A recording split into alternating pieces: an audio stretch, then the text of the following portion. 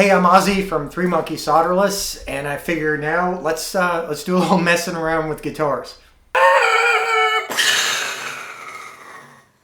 Okay, so usually we're messing around with amplifiers and with recording equipment and building boxes and things like that, but also I like to build guitars as well. And I figured maybe it'd be fun to build another guitar. Can't have too many of those things, right? So I went looking through my stash of stuff that's been sitting around for a while to mess around with. I'm always in my closet looking at parts and putting things together. You know, maybe this neck and this body. It's insane. But anyway, I found this. And this is actually a K&E body. Mitch made this for me in 2011. And it's been sitting around since then. And I figured what I wanted to do with it was, we're going to make an Eddie guitar, right? I mean, come on. And so I figured we'd do a Blackguard Eddie, an EVH Blackguard guitar, right? I figure that's going to be kind of cool because this was such a beautiful piece of wood that he sent me. I mean, I've already done some work to it, and unfortunately the camera barfed it all up.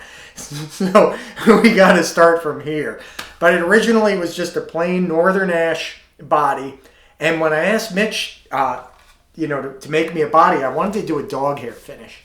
And I asked him what he had lying around that would work well for that. And he says, I only got one suitable piece of ash, and I'll make it for you and send it to you.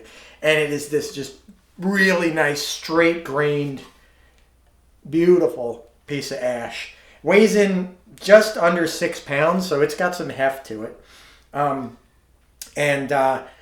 was going to do dog hair, but I figured last week or the week before to start doing a Blackguard finish, right?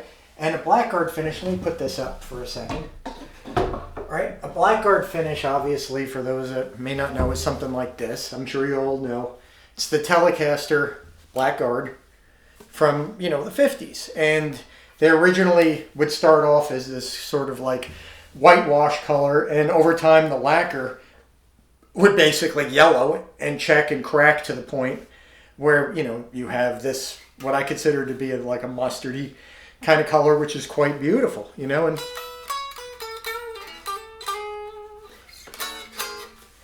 they're just gorgeous guitars with black pickguards and a nice piece of maple.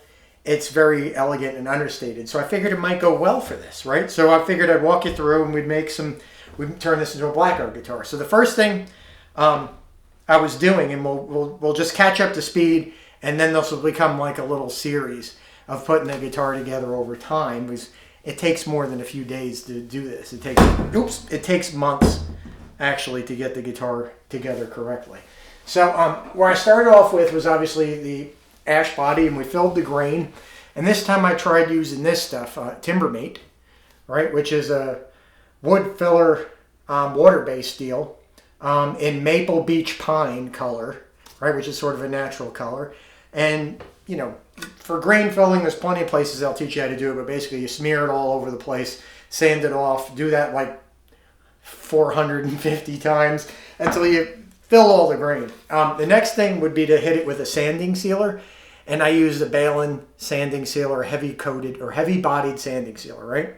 And put on about, 4 coats, and then level sand that flat everywhere. And then you have a good base to do whatever kind of finish you want.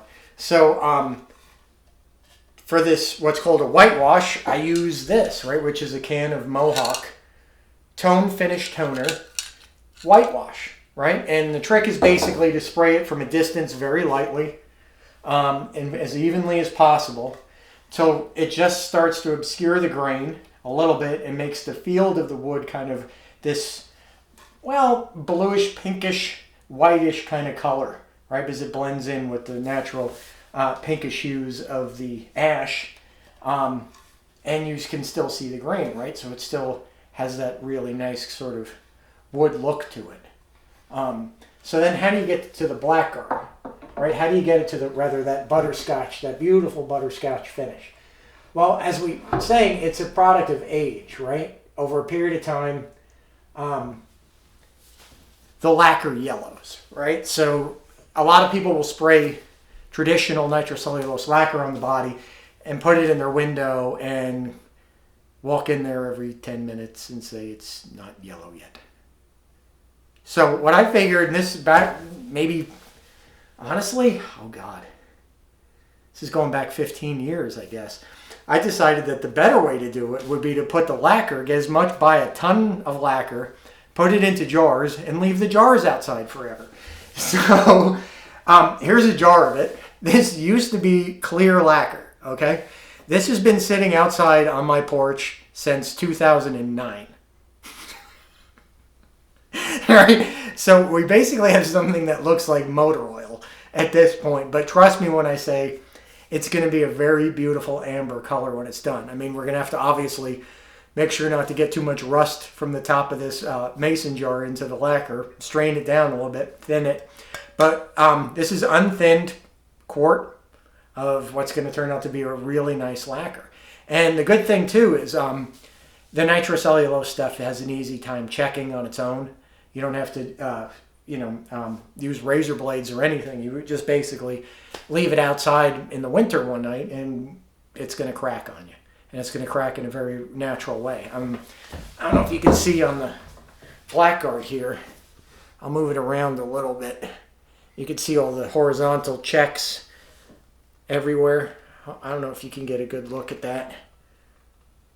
And that's just from basically being outside one night.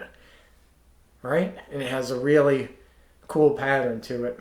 So I think that's what we're going to do with this guy. So parts-wise, we'll make a pick guard for this out of some black phenolic, which is what, it's a early type of plastic, phenolic resin. We'll make it out of that. We're going to use this trim unit, which I ordered, which is a Godo. It's pre-aged already, so it has, a little bit of chemical etching from some sort of acid solution vape sort of deal to kind of make the nickel finish dull out. So it has some nice, not too much shine to it. It has a little bit of a patina to it. I ordered this. Usually I would make a neck, right? But lately the wood supplies, my wood suppliers haven't been giving me the greatest pieces. And I've got some maple that's stuck up and sitting around that's aging still. So for this, I figured I'd order a Warmoth neck, right? Because that's probably the same thing like Eddie would have done, right? Because he had ordered, at that point, it would have been boogie bodies, that whole story, right? So I got a Warmoth neck with the CBS headstock, a straight 16-inch radius, which is really cool, nice and flat. So you can get it, really bendy, low action with, ability to bend up 6 steps or whatever you want. It's got a standard thin contour, which would have been probably what was available back in the 70s. And it's bird's eye maple. So it should look really cool on this particular guitar. And we'll put Grovers on it or, Shallers. We'll figure out what tuners we got lying around. Some nickel tuners on there. And then a pickup, right? So here's another kind of like interesting anecdote or something that I think some people will agree with, some people may not agree with, some people may not have any experience with. But in a pickup, the wind is very important, but the magnet is even more so important, right? What the magnet, not only what type it is, but who made it, right? You can get Alnico 8s or 4s or 2s or 5s or 3s from a variety of companies, charge them up all about the same, put them in the pickups, and they all sound very different, right? So Eddie was saying that he was basically using PAF magnets at that time. So I had some PAF magnets, and I can tell you they definitely sound different than a lot of different magnets that I've tried, right? When I first got these magnets, and I pulled them out of, so I have a lot of P90s from the 50s lying around. So each P90 has some PAF magnets in there. So I pull out a magnet. I had a Seymour Duncan Pearly Gates custom shop that I ordered. This is going back 20 years. I took out the PAF magnet, slid that thing in there, and oh my God, was it sweet. It has this really sort of complex, hairy, beautiful tone to it. Lots of, I don't know how to describe it, but lots of silk. Lots of complex, chewy, gritty kind of tone to it that was different than the stock magnet. The pickup sounded great on its own from Seymour, as it stood, you know, when I got it. But when I put in that PAF magnet, something happened, right? So I'm going to do that again. I put all my PAF magnets back in my P90s and put them back in the guitars. But I think for this guitar, I'm going to take out one of the magnets out of one of the P90s and put it in.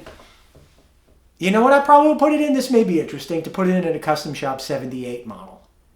Right? Because that may be close to sort of what might have been going on around that time. I don't think Eddie used the 78 on Van Halen 1, but let's just try it. And if that doesn't work out, we'll put it in another pickup and figure out what would be a cool sounding pickup for this guitar. I mean, not every pickup works in every guitar, and not every guitar works for every pickup, right? So you can have a pickup that's just golden in this guitar, and you put it in another guitar and it sucks. Or you have this guitar that you think sucks, and then you find the right pickup for it, and all of a sudden, bang, it sounds great. It's all about complementing and, you know, adding to what the particular instrument naturally does well, and not fighting with it. So I think that's a good warm-up for where we're at. This lacquer actually is still stinky, so we'll probably be spraying this with the porch lacquer, we'll call it, very soon, and we'll build the whole thing together and try it out. So this will be going alongside all the other weird videos of building stuff and playing broken fingered guitar and all that good stuff. So anyway, thanks for watching, and if you have any comments about pickups and stuff like that, or lacquer, shoot me something in the comments, and I always try to respond to everybody that I can. So be well, and I'll see you next time.